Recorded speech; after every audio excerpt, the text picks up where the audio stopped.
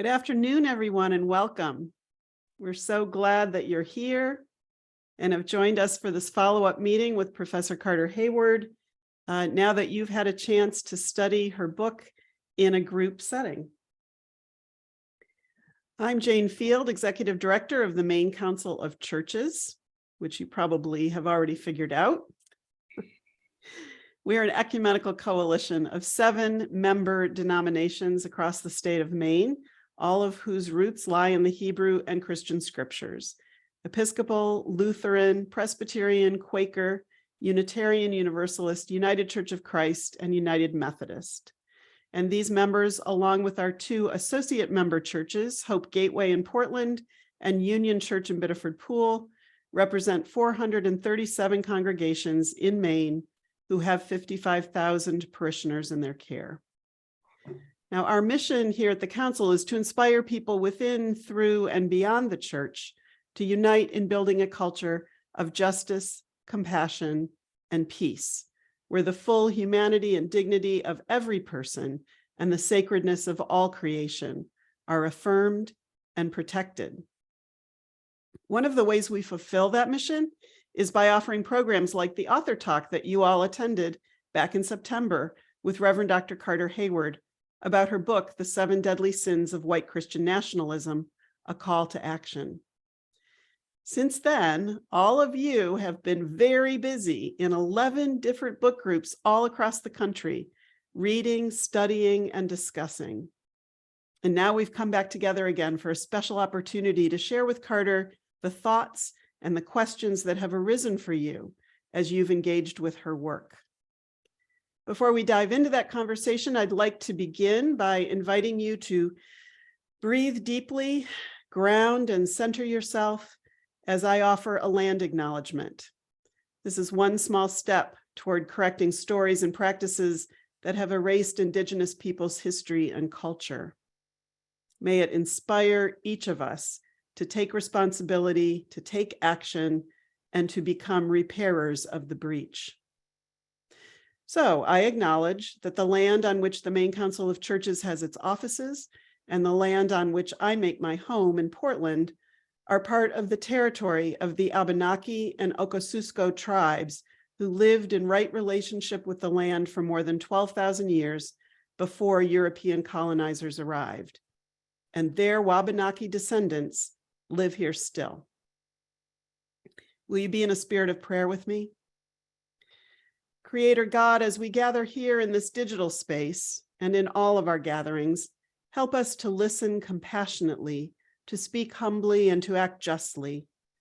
Grant us vision to see the brokenness of the past, ears to hear one another's needs for healing in the present, and courage, patience, wisdom, and hope to work together for the future you dream. Amen. Just a reminder that we ask you to keep your microphone muted unless you're called on to speak. It helps keep background noise down. And I know my 2 dogs will be barking at some point today. It's inevitable. And also, if the name that's appearing on your video screen is something other than your name, if you could hover over the 3 little dots in your square, click on it and choose rename and type in your name, it will really help Megan, our office administrator who's running tech today, to find you in the group when we want to bring you off mute and put you in the spotlight. And now it is my pleasure to reintroduce to all of you the Reverend Dr. Carter Heyward. Welcome, Carter, and thanks for joining us again. Our September author talk with you was one of the first events of your book launch. In fact, the book was released, I think, just a few days before we gathered with you. And since that time, I've been noticing you've been on a very busy schedule of appearances about the book. You've been giving lectures and been on panels and had other events that were focused on the 7 Deadly Sins book. So I was hoping you could start by sharing with us a little of what that's been like for you and what you've heard and learned in that process. Let's see. Okay, I think I'm unmuted. Thank you, Jane, and thank you other folks for gathering together today to have this what I think is a very fascinating exchange that we're having. And I say that on the basis of the questions you've sent through Jane to me. So I know some of what you're thinking, by no means all, of course. So I look forward to hearing more from you. A couple of weeks ago, I sat down specifically with this Zoom gathering in mind and wrote down some reflections, since it had been about 5 months since the book was published and since we were last together in this particular group, in terms of what I've been learning along the way of these 5 months. Let me say first that I knew when I wrote the book that alas, it was not about problems that were going to be quickly solved, regardless of what happened in the midterms and regardless of what happens in our churches or in our nation over these next months and years. That we're talking about, if we're talking about these 7 deadly sins and their implications for our nation and for the world, we're talking about problems that are so deep that they'll go far beyond our lifetimes and far beyond the lifetimes of anybody currently alive on the planet to really get at, which is absolutely no reason for us not to do our best to try to chip away as best we can at these problems.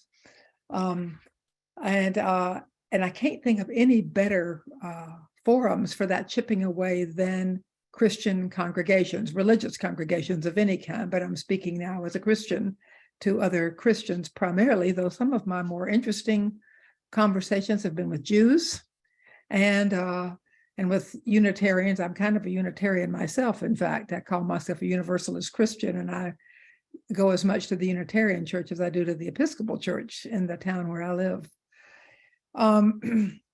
But anyhow, so there's so much work for us to do. And if anything, the urgency has become clearer and clearer to me. And we'll talk later about, because one of your questions about, am I more hopeful than I was when I wrote the book? And as I'll tell you later, yes and no, as I imagine may be true for some of you as well. Let me just say that the 3 phenomenon, these are notes to myself here, and I'll just share them with you. The 3 phenomenon I've seen so clearly since the publication of this book have been, number 1, the boldness and gutsiness of many Christians, like yourselves, I dare say, who recognize the depth of the problems posed by the ongoingness of the 7 deadly sins. One pastor who is actually leading one of these groups in a couple of months said to me, I have to figure out how far I can go with this book without losing my job. And that's a pretty intense statement coming from the pastor of a church that would be somewhere in the moderate to liberal sort of category of liberal Protestantism today. I have to figure out how far I can go with the book without losing my job.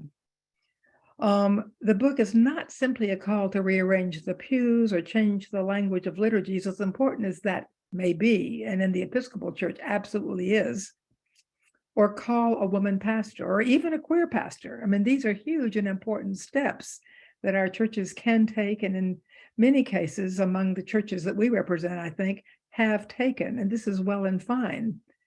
And I remember that I myself came of age, in a sense, during the struggle for the ordination of women in the Episcopal Church back in the 60s and 70s. And prior to that, there was a struggle over prayer book revision. And my goodness, you've never seen such chaos in a church as about changing when the passing of the peace happens in the service. And just huge outcry against the ordination of women. Those of you who are Episcopalians, and maybe others too, will know exactly what I'm talking about. People storming out of church, people leaving the church, people talking about all of the women who wanted to be ordained were sort of the devil. At the very least, we were all lesbians. And of course, that was considered a very negative thing when we were called lesbians. And those of us who were lesbian had to learn to say thank you instead of how dare you. And even those who weren't lesbians learned to say thank you. Actually, I have to say, some of my straight sister priests were in such solidarity with those of us who were lesbian women. They would just take it in stride right with all of us.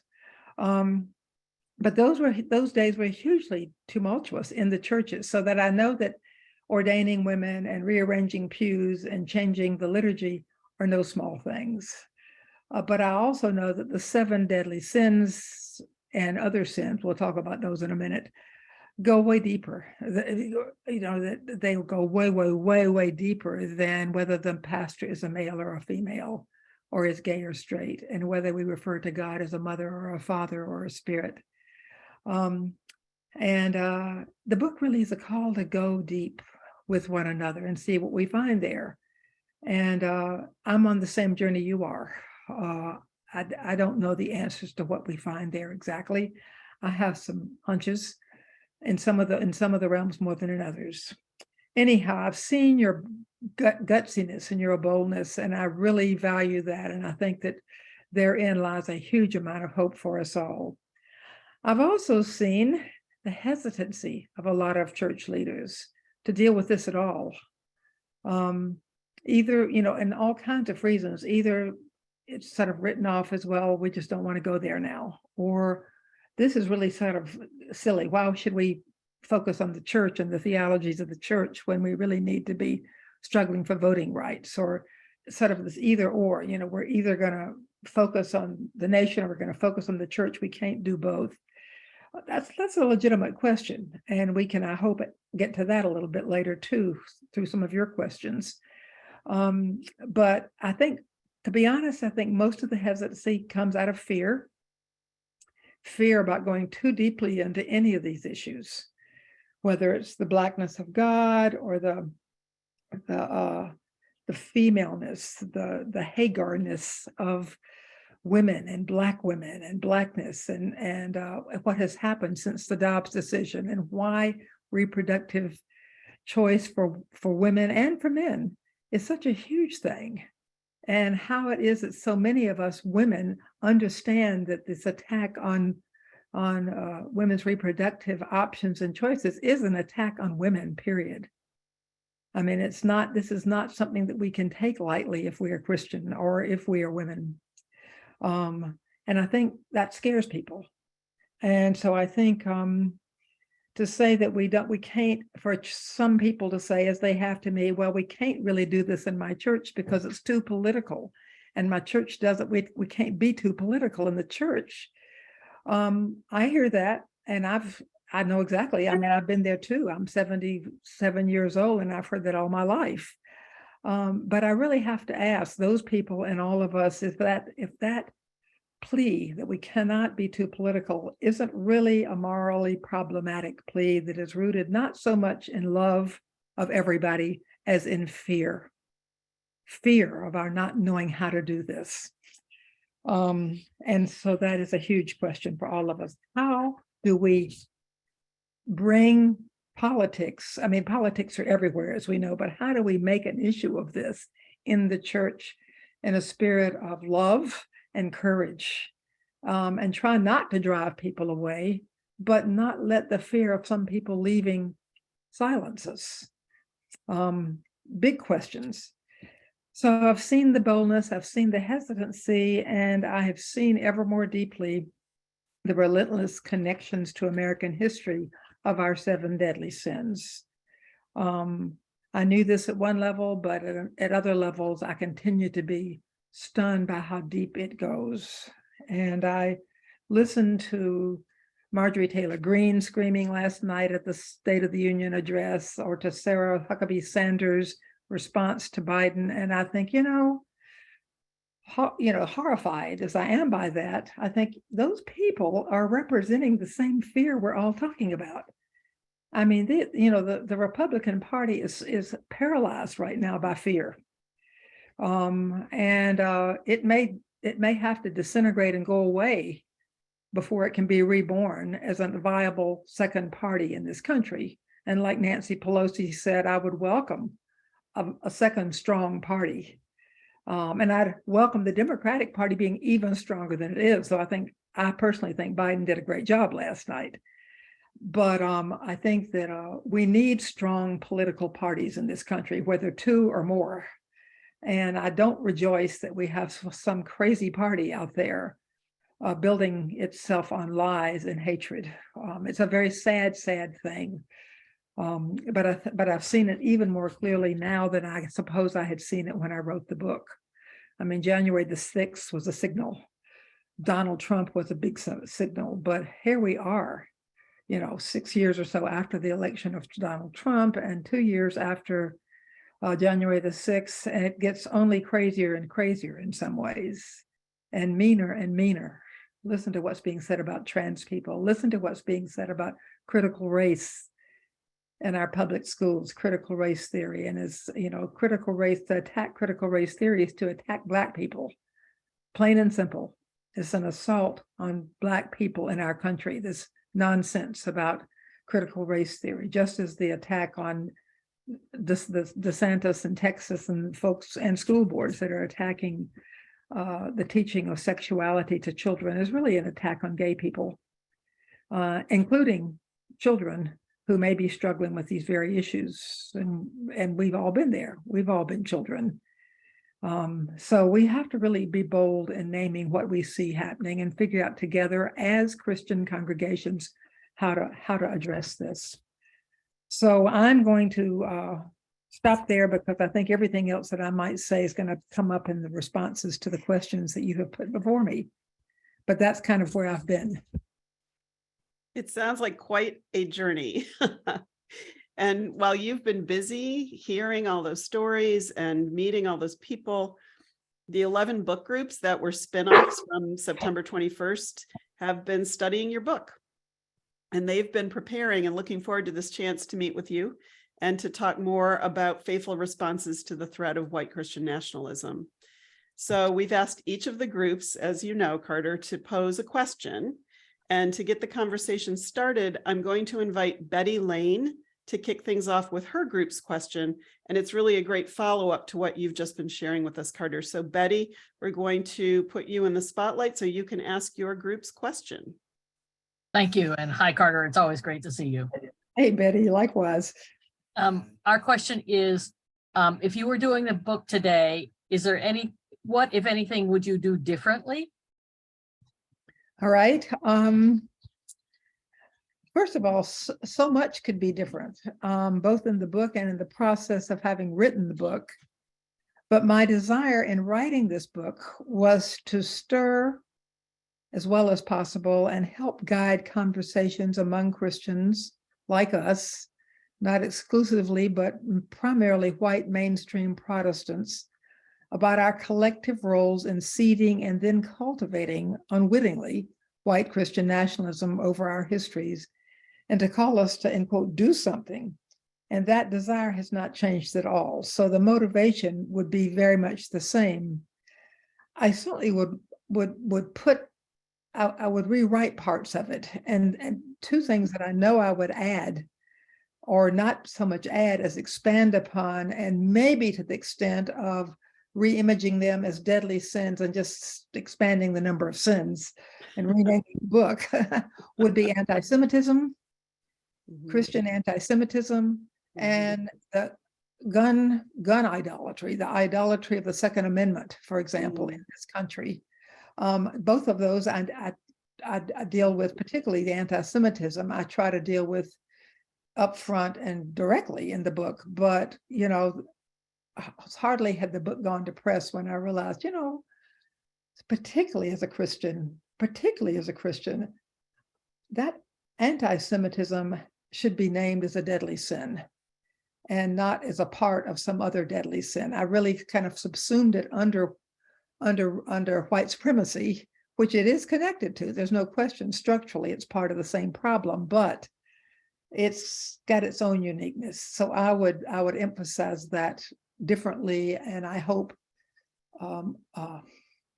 more adequately if I were doing this again. And same with gun violence. I mean, how can you even open a newspaper or get the daily news without realizing that this is way beyond anything that any of us ever imagined when we were kids or even younger adults, what is happening with the worship of guns in our midst.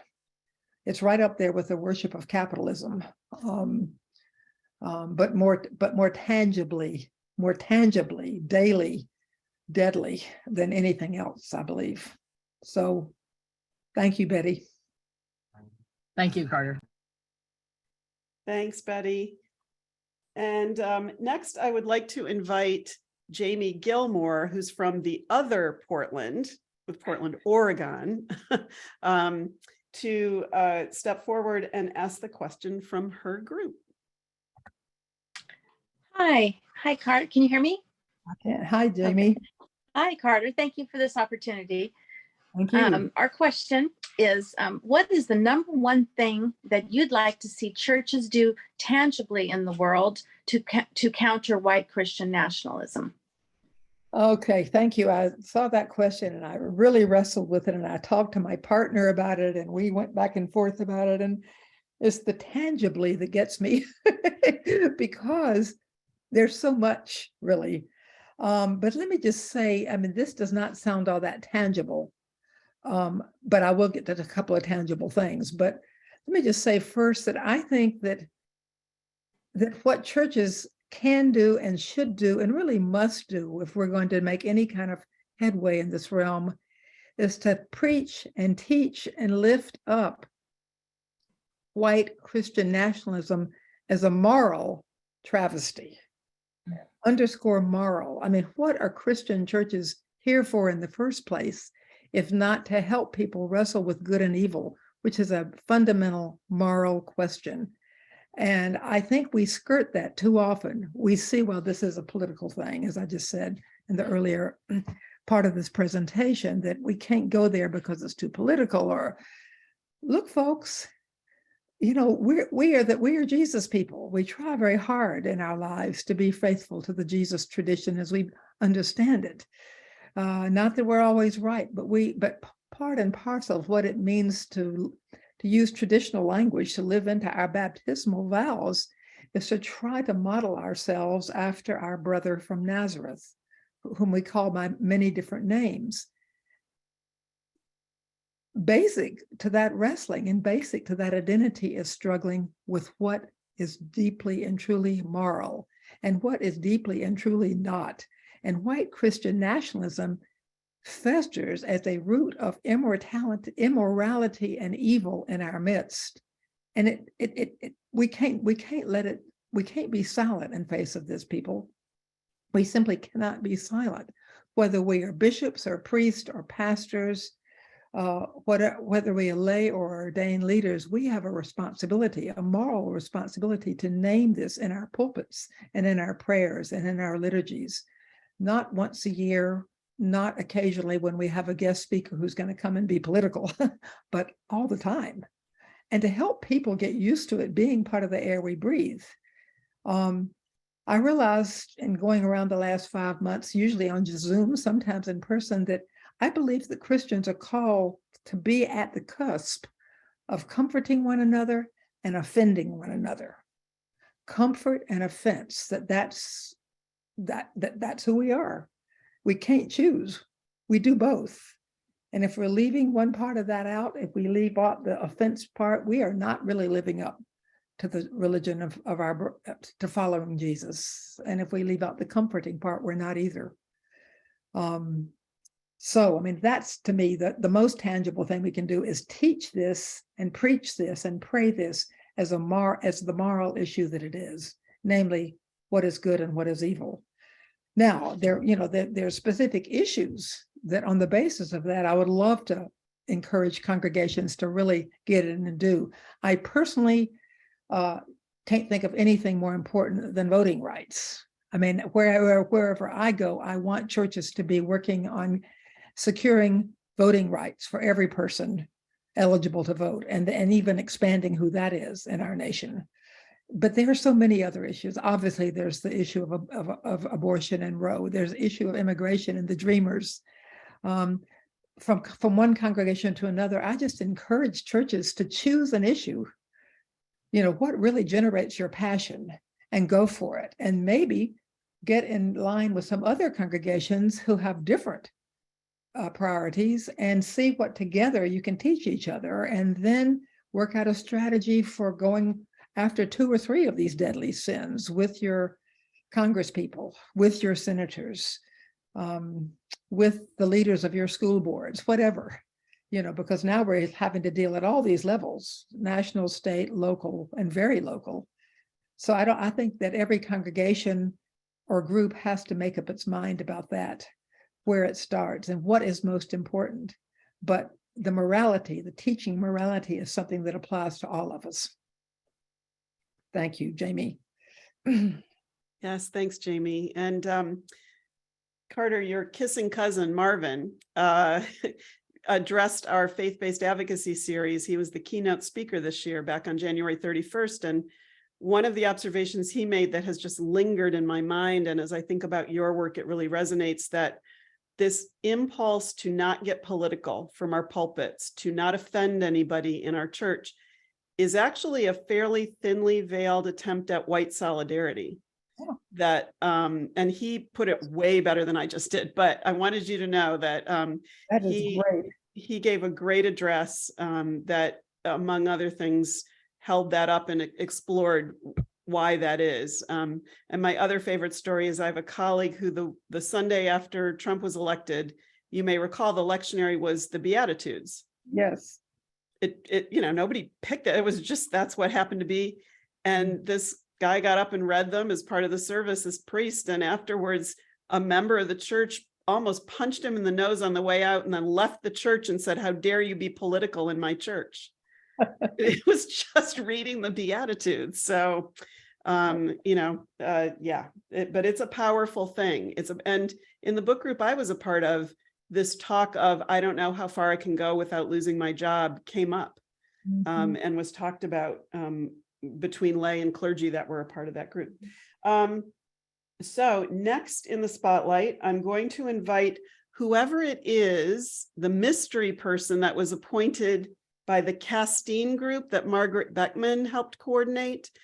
We got your question, but we didn't get the name of the person who wanted to ask it. So if you know who you are, wave your hand or raise your hand so that Megan can find you in the participant list. This is the question that has to do with declining church attendance. It's Dick Anderson. Dick Anderson is our speaker. Dick Anderson. So Megan's going to put you into the spotlight once she finds you in that list of all these good folks. There he is. Welcome, Dick. And we welcome you to ask your question of Carter. Well, thank you very much. It's a pleasure to be here today with everyone to share this. The question that we had is that this conversation is happening at a time when church attendance is declining and churches are closing, particularly in the mainline Protestant denominations that are home to many moderate progressive Christians. The question is, how do you see the relationship between that decline and the failure of moderate to progressive people of faith to speak out and act on the 7 deadly sins that you name? Thank you, Dick. I think that's a wonderful question. And I've asked that a lot of myself and other people as well. I certainly don't have the answer to that. And I think all we can do is wrestle with the question ourselves. But one of the things I wanted to say about that, and this question gives me a chance to do it, is that I believe there really is a link. I believe that our failures to speak out does not go unnoticed, for example, by younger people who are looking for groups that have some backbone and who stand for something and who know what they stand for, and who can very easily dismiss Christianity, not just our churches, but Christianity itself, as this kind of superstitious kind of religion that believes in strange things but doesn't do anything in real life, except conduct weddings and funerals and baptisms, and that's okay. But you can come and go for those things, but that's about it. And I've heard this a lot, even within my own family. The younger people, my nieces and nephews, mostly share that, and they're at various places in terms of the Jesus tradition and what they think of that. But I think there's a lot of boredom with the church. Not really hostility about it, but just, why should I waste my time on this? Because I don't believe any of it, stuff like that. But what they do believe in is struggling for a better world. And they do believe in, if there were something that were happening toward that, I think they would look again at where they're going to spend a Sunday morning or a Sunday evening or a Wednesday night. So I think that there is a link there, because as we know, the churches that are growing make a huge issue frequently of what we get anxious about as being political. Huge issue of the moral character of what churches are here to do. So we may not be doing it as liberal churches, but our more conservative Christian sisters and brothers are very clear about that. And I think that is attractive to a lot of people who are looking for a little bit more leadership and clarity and even certainty on the part of religious leaders. Not certainty about the virgin birth, but certainty about voting rights and certainty about white supremacy and things like that. And let me just say one more thing about that, because I have a brother whom a couple of you know, who is not Christian, but he's fascinated by religion. And he and I probably every day, we probably talk about this on the phone in one way or another. He believes that the people who would normally populate progressive to liberal churches have left, not so much because of social activism, but because of the superstitious, odd character of Christian faith and of the Bible and of why should anybody believe this kind of stuff. And I disagree with him. Certainly there are some for whom that's true, but I believe that it is quite possible and very attractive to a lot of people to somehow embrace both Christian activism for justice and a kind of mystical embrace of the unseen, of those dimensions of our lives that do elicit prayer and meditation. I don't think there's anything old-fashioned about that. I don't think there's anything conservative about that, or particularly liberal. I think it can be part of a conservative or a liberal tradition, and it can easily be part of a profoundly justice-seeking church. And so that I think we can teach what more often is seen as the spirituality of being Christian, together with the morality of being Christian together, and really be attractive to people, to a lot of people. So I think in our group, it was a question that it came up and we generally felt it was an issue of relevancy. Yes. Making our faith relevant to the world today. Yes. And, but people they're not seeing that relevancy in our churches across the nation.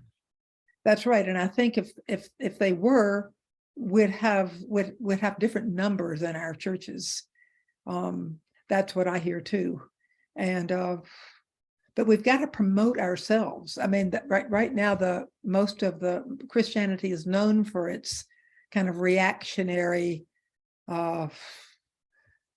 anti-hardline justice-making positions that we tend to be caricatured on the other side of all these issues. Those of us who've worked for choice around women's issues know that. I mean, somehow right to life has been seen as spiritually motivated, and right to choose has been politically motivated and radical feminists, and never dawned on them that radical feminists are also religiously motivated very often. My faith in terms of the sacredness of women's bodies and women's choices is a deep spiritual faith. And my politics are steeped in that. And so that's the kind of thing we have to somehow say and make public, and find ways of making public and be unapologetic about it. But thank you, Dick, for your question. Yes, thanks, Dick. That was a great question.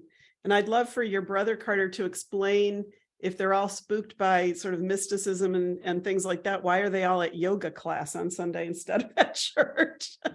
That's all right. They're very comfortable with ritual and mystery, I think. But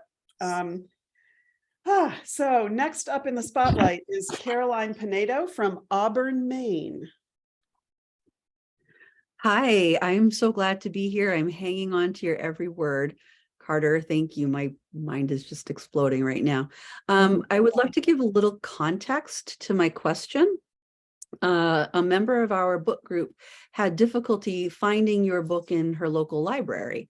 Granted, it has just come out, but she did find it in a college library. So that's where this question is coming from. Your book is cataloged as Religion in the Modern World, Christians, White Nationalism, and Christianity and Politics. What section of the library did you intend it to be in? And what was your hope for it and the people reading it? Thank you, Caroline. And I have two brief stories to tell about this that will tell you something about my writings and publications in the past. My first book was a little book called A Priest Forever, about ordination of women in the Episcopal Church. And I was out speaking about that in 1975 or 6. And I was out in Berkeley, California. And it's my first book. And I was so excited that it had been published. And I went into a bookstore in Berkeley to try to find it. And I asked for it by my name and by the title. And they said, oh, because I hadn't at first asked, I went to find it, couldn't find it. So when I went back, the lady looked it up for me and she said, oh, I'll take you to it. So she took me to it. It had been filed under the occult, because it was about women priests, right? And who had ever heard of such weird stuff as women priests? So at about 5 years later, I wrote the book. I wrote my doctoral dissertation, which got published a couple of years later as The Redemption of God. It took me about a year to find a publisher for that book because they couldn't find a category. They said that it was too Christian to be interesting to non-Christians and not Christian enough to be interesting to Christians. It was too feminist for non-feminists and not feminist enough for feminists. It was too academic and not academic enough. And I began to realize that the categorizing of books is largely a marketing procedure, and which is why Amazon put my book in 2 or 3 different categories, like the ones you're talking about: Christian nationalism, and Christianity and politics, and psychology and Christianity was also a huge category. And I thought, psychology and religion, how did it get there? So I had nothing to do with these categories.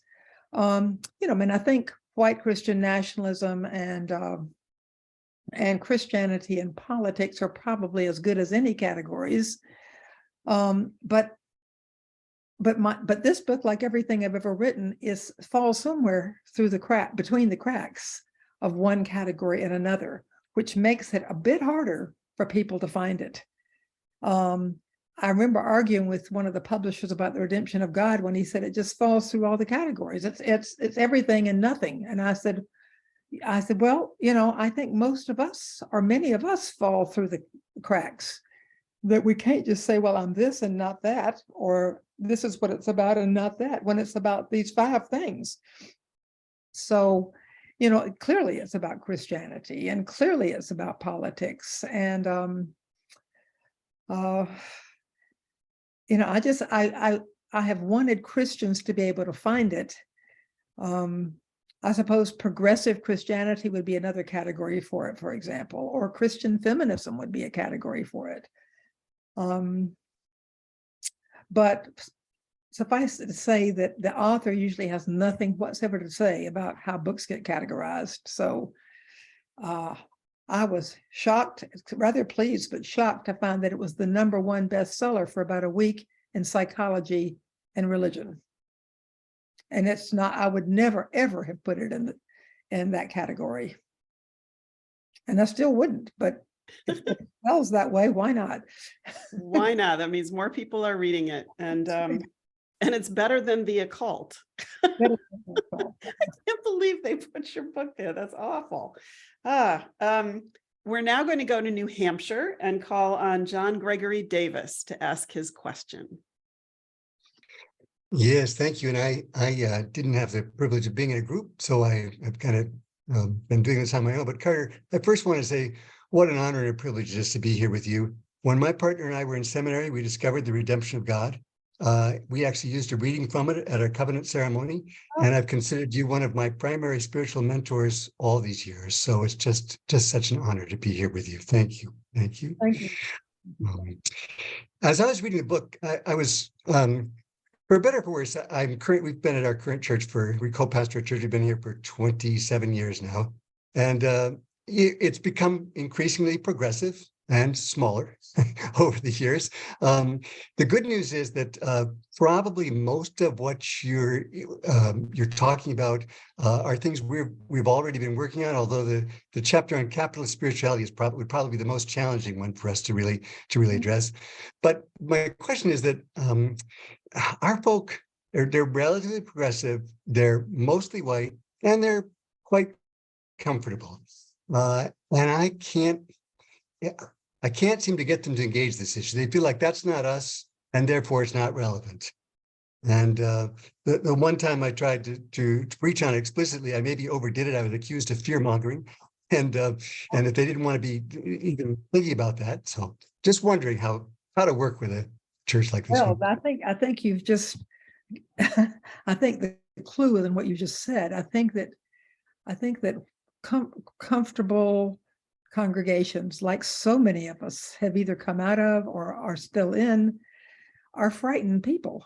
We may appear to be comfortable and at ease with life and with each other, and we like this church because it's comfortable, and you know, the pastor preaches good sermons, and we have these interesting books to read and films to watch, and we have money that we can give to good organizations and things, and this is all wonderful. And you know, far be it from me to want to guilt trip anybody, any of us. We don't need that. We don't need to be made to feel worse about how we're living our lives, because most of us, I truly believe most people are doing their best to live good, loving lives, and want to know more, I believe, about how we can more fully love our neighbors as ourselves.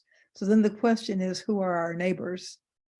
And can we stretch our visions, envision our neighbors as being not just the people who are here in the church with us, but those others, whoever those others may be. They may be poor or white people. They may be people of color.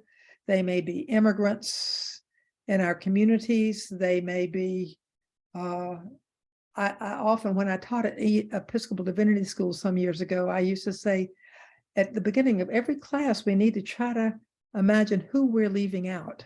Who is it that we don't see? Also, who is it that we are afraid of? Nobody can tell me that they're not, that there's nobody they're afraid of. We're all afraid of something and somebody. And I think congregations, including our wonderful, comfortable, progressive, suburban, whatever congregations, can help us by asking those kinds of questions as Christian educational questions. It's getting at that morality issue I talked about a little while ago, is how do we get into our own fears, and without feeling like we've got to sort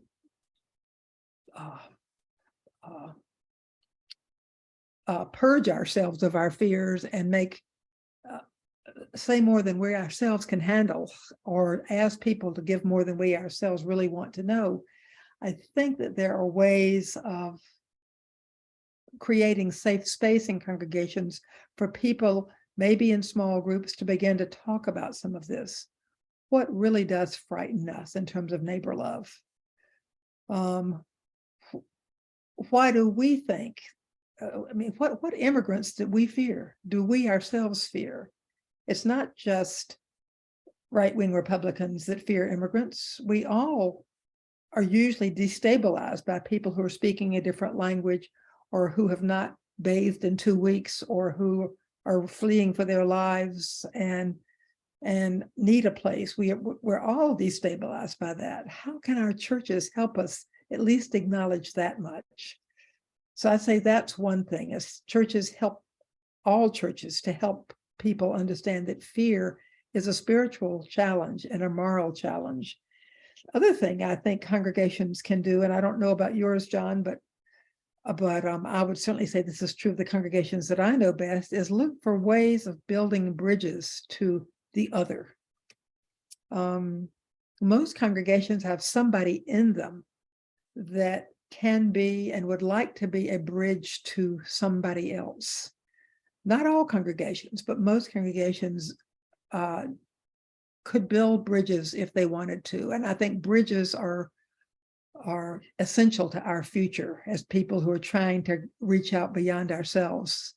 Often I, for example, much as I believe in bridges, I'm usually not a very effective bridge builder because I'm known, my views and the strength of my views are very well known by most people who are around me. That's fine, but that does kind of limit my capacity to reach out to people who are really somewhere else entirely. Doesn't limit my capacity to talk to those people if I can ever be in the same room with them, and vice versa, because I'm a good listener. At least I try to be a good listener. But people are terrified usually of me if they see themselves on the other side theologically or politically of where they see me to be standing. I'm talking right now about the Episcopal Church, and I'm talking about the community in which I live. But there are a lot of beautiful mediators and bridge builders among us here in Brevard, where I live, and elsewhere. So congregations can find them and use them as well. I would add in John's specific context, and he may already know all about this, but the co-founder of Seacoast Black Lives Matter is an extraordinary woman whose name, of course, has flown out of my head, but she has started a program called Conversations We Should Be Having. And it features a white police chief from Elliott, Maine, whose first name is also Elliott. And she's an amazing bridge builder and a woman of color living not far from you, I think, in New Hampshire. So hooray for folks doing work like her. Thank you, John. Yeah, thanks, John. That was great. Up next is Lynn Hodge from Chattanooga, Tennessee. And I believe you and Carter have very long and deep ties to one another from college days, if I'm hearing correctly. So Lynn Hodge from Chattanooga, there you are. Hello.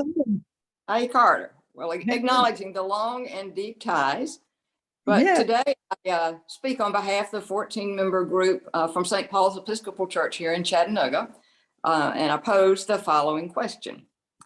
Given the magnitude of coming to terms with the many complex aspects of white Christian nationalism, how do you spend the time needed to do this work while also moving beyond to consider calls to action? Thank you, Lynn, and hello. Let me just say hi and acknowledge that I've known you longer than I've known anybody else in these Zoom rooms, and that our connections as people who have these particular kind of interests go way back into the early 1960s at least. So good to see you. When I read your question, your group's question, Lynn, I thought, this is a question that is huge. And the first time I really had to wrestle with it was when I was studying Latin American liberation theology.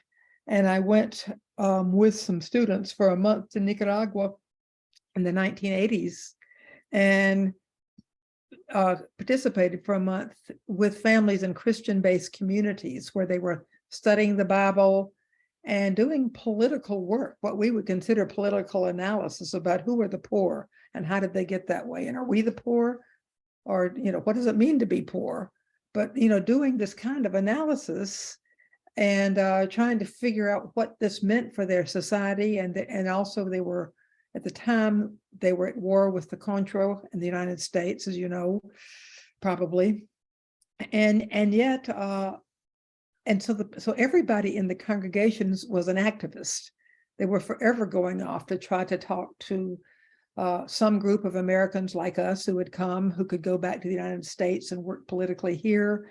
They were going to talk to their own ministers of defense and culture and whatever to see what they could do as the people of the little village of Esteli in Nicaragua. And then they'd go back together and pray some and read some more Bible and do some more analysis of nonviolence and violence, stuff like that. So, and the word that the the Latin American liberation theologians coined for this, that became pretty much universal in liberation theologies, is praxis. Praxis being praxis, which is which denotes the interplay, the constancy of the interplay between theory and action, between reflection and activism. And you can't do one without the other. You can't sustain the activity, the activism, unless you really are refueling your brain and your spirit to go out there on the street again, or to write one more letter to your congressperson, or to get your parish to study what it means to be part of a capitalist enterprise, things like that. So that the two have to go hand in hand. And it does mean, this is why it's so great to be collective. When there's more than one of us, when there are a group of us, like there are in congregations, people can step back and breathe. You can take a vacation. You can have a massage. You can go and do the things that are good for yourself. And other people can too, because you're not always on. But when you are on, either thinking and reflecting with people, or going to visit your congressperson, then you're on. But then you got to go back and get refueled. So there really is the ongoingness of this interplay. And I have found that it's not always perfect, and I get burnout occasionally. I don't like that when I do, and I realize that I've got to somehow restructure my life when that happens. But when I'm working with my sisters and brothers and siblings, it works well. Thanks, Lynn. Good to see you. Great question, Lynn. Thank you. And Carter, I think I met you right after you'd been in Nicaragua, and that message about praxis came through loud and clear when you first came back into the union community and were sharing that experience. I appreciate it.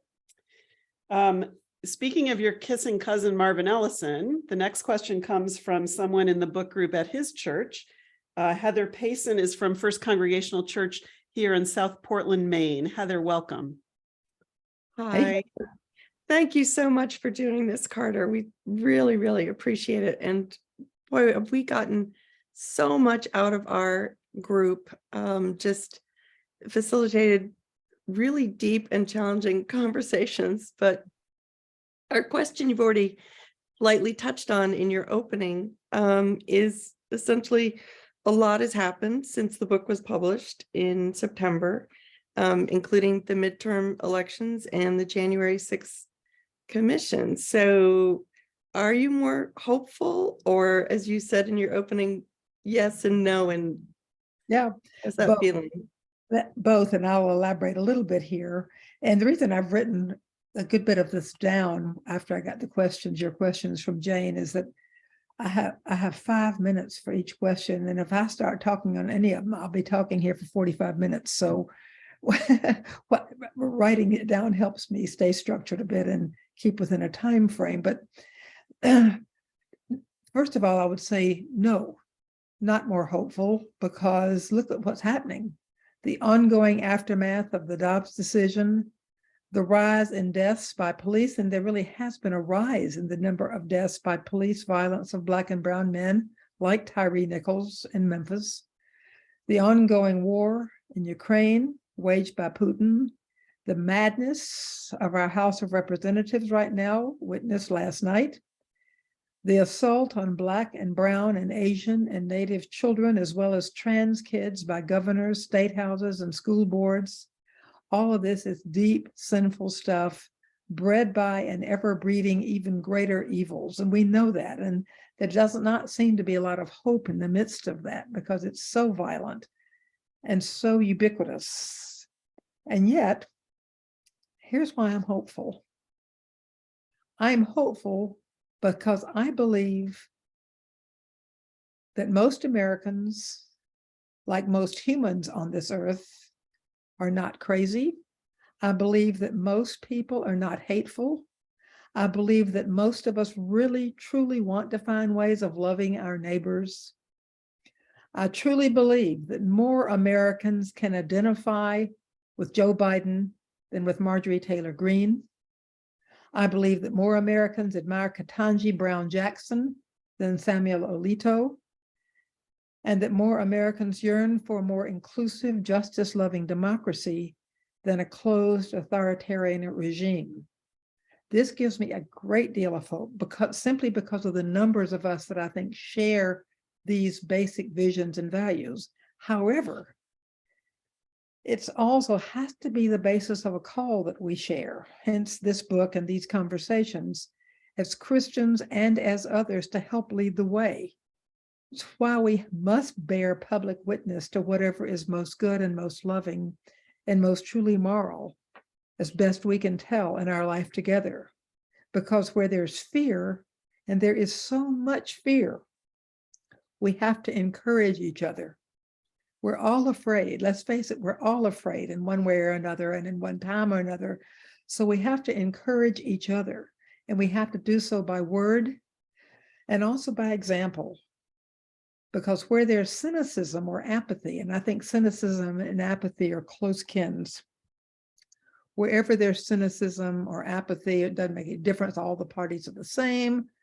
We can never change things. There's always going to be this stuff. Wherever there's the attitude, we know there's a lot of fear. And we got to be the people, folks, that generate and encourage hope and help try to find the ways through using hope as our primary fuel through the fear. And usually we can do this best by being honest ourselves, by not pretending for a minute that it's those people who are afraid and not us, or those people who are wrong and we're right. We may believe that our instincts, our intuition about justice, love, and about the blackness of God, for example, there may be a lot of wisdom in that, a lot of truth in that, but it doesn't mean we know all the answers about that or how to navigate that. Certainly no one of us by ourselves, which is why I love being in groups like this, because I always learn so much more from you all than you possibly could learn from me or from any one person in this Zoom. I mean, we're all in this together. And that gives me hope, the fact that we're together. And the fact that we actually do in this country have the numbers on our side, if we can figure out how to maneuver and work that in a way that is honest and true and encouraging. There's great hope if we can do that. Thank you. That resonates. Yeah, thank you so much, Heather. And thanks to the South Portland group, the First Congregational group. Sometimes just glancing down at that little figure at the bottom of a Zoom screen where it says participants, and there are 51 of us here today. And that is a reason to have hope. There are 51 of us. Yes. So thank you.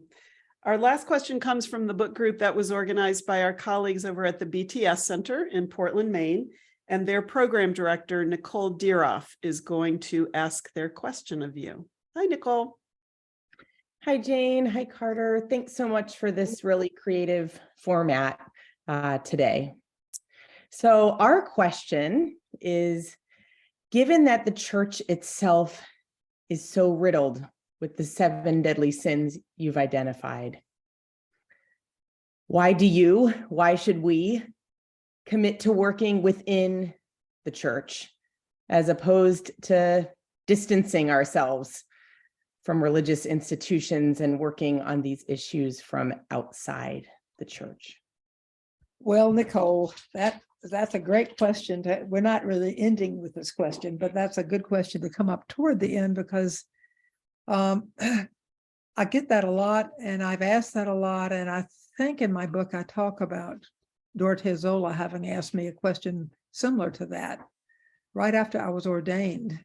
And I was at seminary working on some degree or another. And I met her when I was at my one of my teachers at the time, my teacher, Beverly Harrison's apartment for some meeting, and Dorothy came to the door, and Beverly then introduced me to Dorothy, and Beverly had loaned her my book, A Priest Forever, and about my ordination in the Episcopal Church. And Dorothy, before she said anything else to me, she said, well, I've been wanting to ask you how a woman who seriously is committed to justice could possibly want to be an Episcopal priest.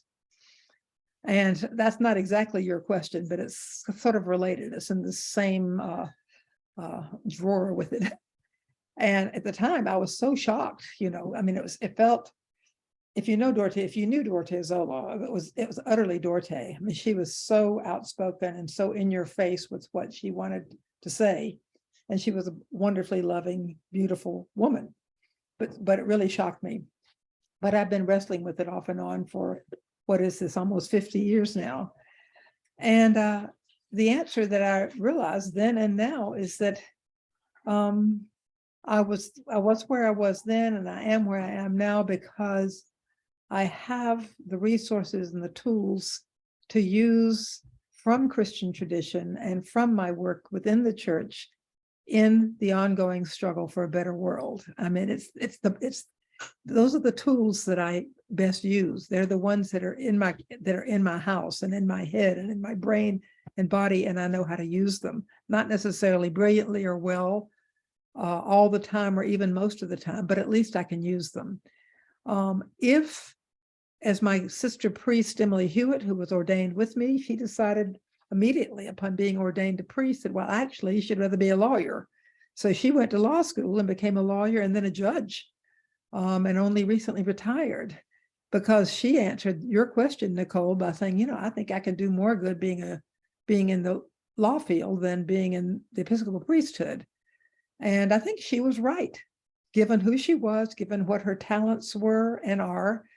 And I think I was probably right about myself. I mean, I've never really regretted my vocation. I have wondered sometimes if I'm beating my head against a wall or why in the world I could not have just become a veterinarian or something, because I love animals. And one of the reasons I couldn't become a veterinarian is because I was so bad at math. But I think probably the Spirit in her wisdom was leading me in a particular direction, and that's the way I've gone. And I would just say that's true of every one of you here on this screen and all the people in your lives, that we just have to be where we can be and use what we have with the most skill and passion and energy that we can muster, whether that's in or outside the church. Thank you. Thanks. And Nicole's husband is a veterinarian, so it's funny that you picked that example. He's a veterinarian at the emergency clinic here in Scarborough, which many of us who live in and around Portland have spent long and nail-biting hours at over the years. So I'm a sister in spirit. Yes, you are. And you run a therapeutic riding program. You have horses, and yeah, you could have been a veterinarian except for that. Yep. Well, there are a whole bunch of people within this room and beyond this room who are grateful to God that you chose the vocation and answered the call that you did, Carter. And we are glad that you are working and have worked through the church and beyond the church all these many years. And because we're in digital space and not in an auditorium or a conference room or sanctuary where we could clap, we use the ASL sign for applause and invite everybody to show their gratitude and their joy at having had the chance to ask you these questions. And now, as I shared with the book groups as you were on your journeys, one thing Carter kept saying to us was, I really want to hear if anyone's going to, or what people are going to take action on. What are the actions that are going to flow out of this experience? And in fact, as you all know, the subtitle of the book was a call to action. Part 3 was structured with each chapter being a different particular call to action. And Carter wrote in that part that it's because the book was intended to help Christians think about what we can do. How we can strengthen the moral resistance to this authoritarian movement, meaning white Christian nationalism, in our midst before it's too late, and how we can effectively respond to our church's collusion with the devious principalities and powers that Jesus calls us to resist. So we invited you to let us know what some of your action plans might be, either by individuals in your group or by your group as a whole. And we've got enough time left that each of you could take maybe 3 minutes or so. I will call on those who said they're prepared to talk about this. to share with the whole group, but especially with Carter, how reading and engaging with this work has been a call to action for you. The first person I'm going to call on is Janet Parker. She was a doctoral student advised by the great and wonderful Beverly Harrison at Union Theological Seminary during the 1990s. And so, Carter, I know she's especially eager to have this chance to speak with you today. Hey, Janet. Hi, Carter. It's so So happy to delightful. see you. Yes, you too. Oh my goodness. It's great to see you. Are you in North Carolina? It looks like. In North Carolina, yes. Wonderful, wonderful. That's awesome. Well, I'm excited to have this chance to just thank you for this absolutely amazing book. And it's so powerful. And I've really been enjoying teaching it to a wonderful group. Besides myself, there's 14 other individuals. And I wanted to replicate people to go beyond just my group. So to engage with your book. So I said, to be in my group, you have to agree to do your own. So it's sort of a train the trainers model. So all of these 14 people committed that they would go out and lead their own book studies in their own context. And we have a couple of people, a few people that are like overlapping in that community. So they have, in our group, we have represented about 10 different communities. And 3 of them are United Church of Christ in the Portland area. Let's see, 1, 2, 3, 4 ELCA Lutheran congregations, including 2 in the Portland area, 1 in Gig Harbor, Washington, and 1 in the Castro Valley, where a seminarian who's part of our group is working with a church there. And then we have a Presbyterian church from Denver and a Catholic church in Portland and a retirement community in Gig Harbor, Washington. So all of these locations are the people are just about to be scattering out. We're just finishing our study of your book together. Some are going to be leading these programs in Lent, some during like the Easter season, some in the summer. But that's what we are committing to do. And your opening remarks are some of them are going to make their way into my sermon on Sunday. So where are you, Janet? Where are you now? Well, I'm in the Portland, Oregon metro area. I'm actually in Beaverton, which is a city just to the west of Portland, but I'm serving right now as an intentional interim, a little country church in Canby, Oregon, south of Portland, and very interesting community to be doing this having these kinds of conversations. Well, I should say. Well, I'm so happy to see you, and thank you for sharing that so much. It's very exciting.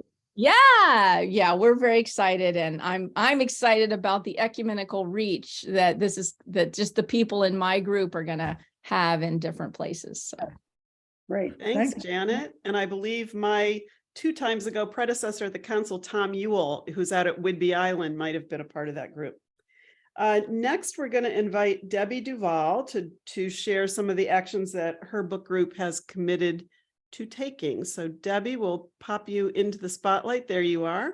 Hi there. It's so good to be here. I know that the people in my group have been absolutely riveted by this conversation. So thank you, Carter. It's lovely to see you in person in the Zoom box. Some of the things that we have done is we have a real passion for the homeless and feeding people. And so we have a food pantry that meets weekly, or that we have weekly, and we feed 60 to 65 families. We've also started having a monthly community dinner that is for our church folks, but mostly for the people in our community, and many of them are unhoused, and that's something that we've done recently. We house an adult education class for immigrants who are learning English, and within that class, they're called New Mainers, and they are often in a work fair program that has them do volunteer work in exchange for housing while they are waiting for their paperwork, and that's paperwork to be able to get a paid job. And so those folks have recently started doing their volunteer work in our food pantry during our food pantry time, which is really cool. We have had an ongoing book discussion group doing all books around anti-racism since I started about 18 months ago at High Street. And many of the books have been mentioned in preaching or people have actually witnessed about, and folks in our congregation have preached about them. Our next book discussion is going to be on environmental justice, and we're actually currently doing a Bible study on that subject. This coming Sunday, I think like the last person just mentioned, I will be preaching. It's Racial Justice Sunday, and I will be preaching, including lots of excerpts from your book. So thank you for giving me lots of material. And one of the next things that also we're going to be doing is hopefully getting involved in the Wabanaki Reach program and becoming more educated about the Wabanaki people and how we can help. It's a very active church. Yeah, they're great people, and I'm very happy to be amongst them. What church is it, Debbie? It's called High Street Congregational Church in Auburn, Maine. Thanks. Great. Right down the street from the Universalist Church where Jody Hayashida is. Yes, yes. Jody's amazing. She is. She's on our board of directors, and I think the world of her. Thanks so much, Debbie, and thanks for all that's going on at High Street. That's really exciting. Rod Owen from the Castine, Maine group has some actions to share. So Rod, Megan's going to put the spotlight on you, and we'll have you let Carter know what's going on in Castine. I don't see that we have Rod Owen on. Is there someone else from Castine who would like to? Well, Rod was not actually from Castine, but I'm happy to tell you what Castine was talking about. Yeah, if you 2 or 3 minutes, if you want to talk about any action that is flowing out of the experience of studying the book, that would be great. Sure. So we're a joint book group. We're actually drawn from multiple churches in town, and some folks from no church at all in town. So we are, we've just started talking, and this is going to be a continuing conversation, but what we've started to talk about is thinking about voting rights, for one thing, and thinking about what we can do to make progress on voting rights. The other thing we started talking about was faith-based advocacy, and I know that Maine Council of Churches just did a session, but it actually conflicted with our book group. So, but we're thinking about how to train ourselves so that we can be effective faith-based advocates around some of these issues. So that's kind of where we landed. It's still in the very much in the dreaming stage. But can I just ask a question about that? Is there a program that teaches faith-based advocacy? There is, Carter. Boy, your check's in the mail, because that's a great lead in. And Andy, I have good news. We're recording all the sessions in order that churches who couldn't attend in person can use them locally. Wonderful. So this is, Carter, a biennial program that we run to train faith-based, both clergy and lay advocates on social justice issues in the Maine state legislature. Wow. And Marvin Ellison, you may have heard of him, was our keynote speaker this year. He kicked off the program with an inspiring lecture based on John Lewis's story about walking with the wind. And then we've had workshops on tribal sovereignty, banning solitary confinement in Maine prisons, and tomorrow night will be housing and homelessness. So we pick some legislative priority areas and then bring policy analysts and theologians into the workshop together to help equip people to speak to those in policymaking decision positions. So it fabulous. And Jane, I may follow up with you after this at some point, because I would like for that kind of program. I mean, I would love, as I'm sure you would too, to see that just going on all over the place. I don't know how many other churches or groups of churches in this country have that, but that's exactly what we need. Yep, it is. And there is a national advocacy, faith-based advocacy event every April. And in other state councils of churches that I'm aware of, Wisconsin does a lot of great work in this area. Until recently, Rhode Island did. North Carolina has been pretty active, and Minnesota. So of the state councils of churches that I've run across, they have active state legislature advocacy efforts that are faith-based. Yeah, so it's exciting and challenging work. We have an extra entrant in the action plan reporting that I just found out about, and that is Nicole, who you met a few minutes ago from the BTS Center, is able to share what that group is thinking about in terms of, no, I shouldn't say thinking about, is acting on based on their work studying the group. So we'll put Nicole in the spotlight. Hello again. Thanks. Hello again. So this is kind of a hodgepodge of commitments. The people in our book study are related to different congregations and churches. So there's not necessarily one location where this is happening, but individuals from our group are committing to, I have 5 specific examples. Learning more about Wabanaki history here in Maine and committing more deeply to the work of decolonization. 2, teaching the concept of microaggressions during Sunday school. 3, deepening our knowledge of and engagement with contemporary theologians of color. Yep. 4, talking with leaders of our churches about adopting practices of reparations, like paying royalties when we sing African-American spirituals in church. And 5, exploring rituals of repentance around the doctrine of discovery. Oh, wow. So I hear you saying that this is not just one congregation. This is a number of people from different places, but these are some of the ideas. Correct. Thank you. Great. Yeah. The BTS Center where Nicole works is the successor organization to the Bangor Theological Seminary. So now a private foundation. And I think some of your staff and other cohorts that are active in your programs were part of your book group, right, Nicole? Yeah. Yeah, very exciting. Finally, I know that Reverend Mary Beth Manoff from Tennessee is willing to talk a little bit about action plans coming out of that book group. So Mary Beth, if Megan, there she is, we'll have you speak to Carter. Hello, and so the renovation in this hotel where I'm staying has just picked this time to turn on their drill. I hope you can hear me. Can you hear me okay? Yeah. Okay. So at St. Paul's Episcopal Church in Chattanooga, we have started to reform our social action group. It's a group that was pretty active before COVID. I've been at the church for about 1.5 years, and we're finally getting to reforming that group.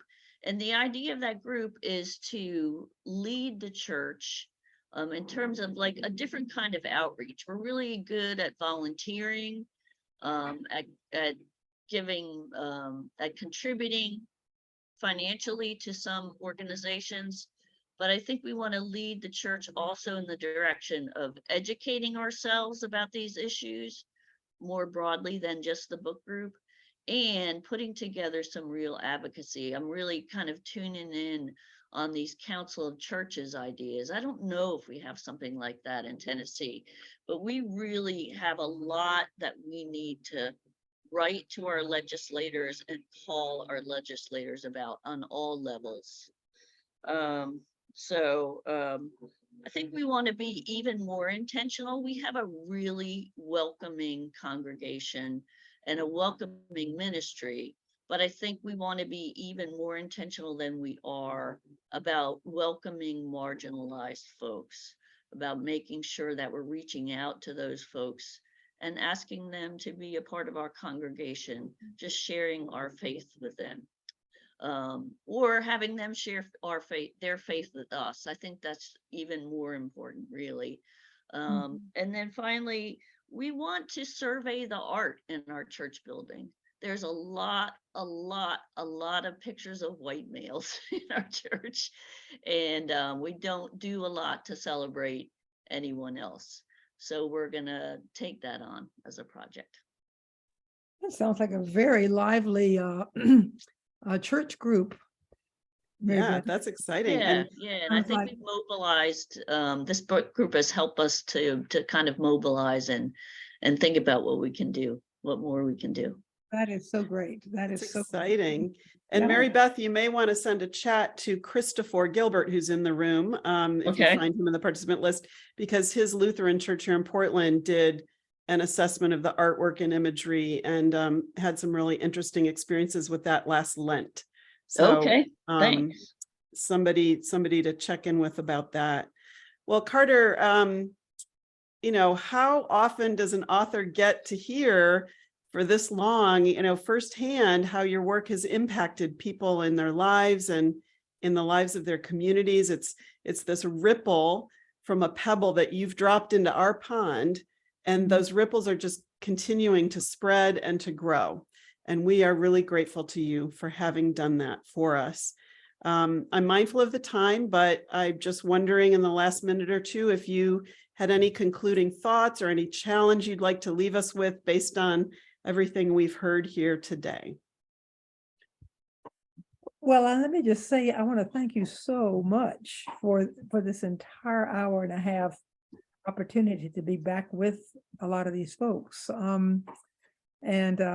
You're absolutely right. I think it's very unusual and very wonderful for somebody who writes something to have an opportunity to hear what people actually have thought about and are thinking about and want to do. And since the call to action part of the book is as vital as any other part, and perhaps more so because that's what we need to be doing, is figuring out what to do.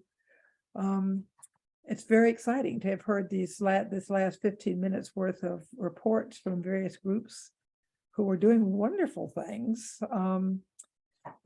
Janet Parker's the business about having 15 in a group and on the condition that every one of the 15 leads his or her own group.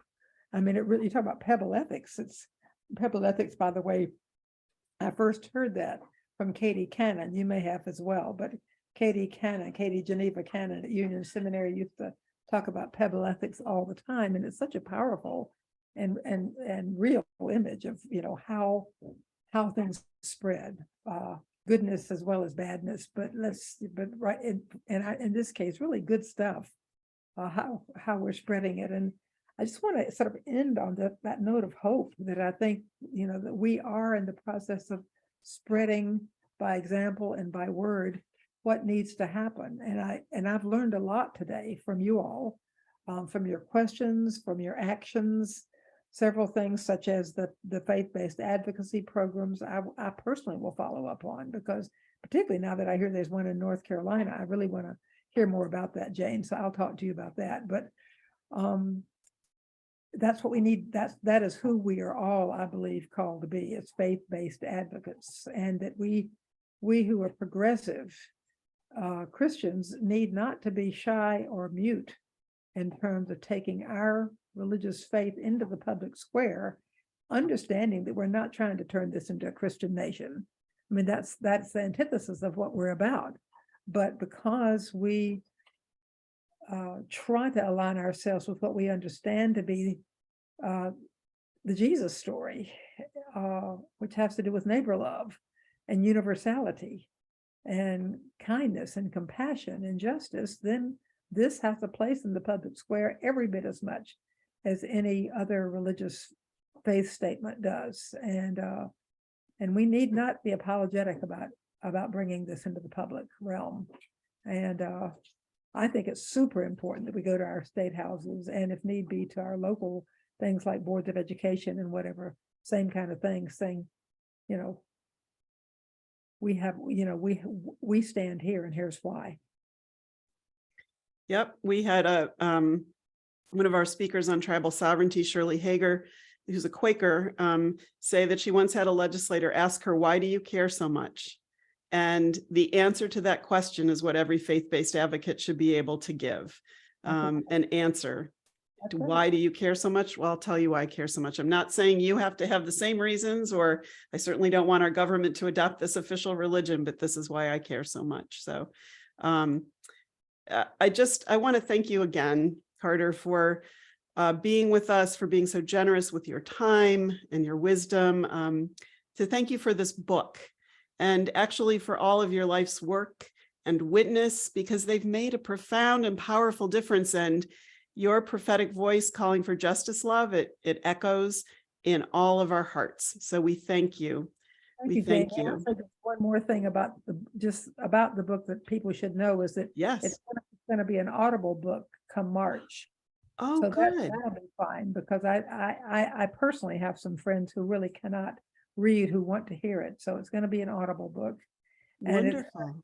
be republished before too long, I think, in paperback, and therefore will be 1/2 as expensive, which is what it should have been in the first place, in my opinion, but I was not asked. It's like I was not asked about the categories, and I was not asked about the style of the book, but And will you be the reader for the Audible book? I asked if I could be, but they said they had to have a professional reader. Oh. And I said, oh, fine, as long as it's Meryl Streep.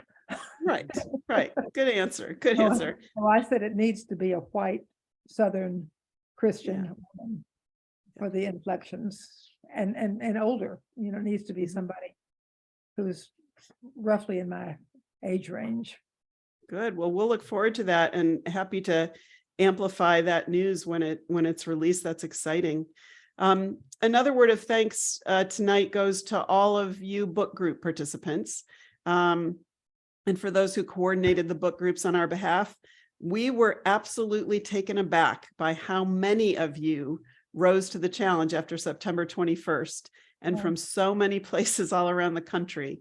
And I know that Carter shares that amazement and shares our belief that the work and commitment you all have demonstrated give us hope. And in the words that end Carter's book from Sue Hyatt, you give us hope that the truth will go on. And so we're grateful to you all tonight. So at this point, as we come to a close, I invite all of you to go in peace and to strive to learn the language of the heart, and know that God's love goes with you this day and every day to come. Good night, everyone, and thank you for being here. Good night.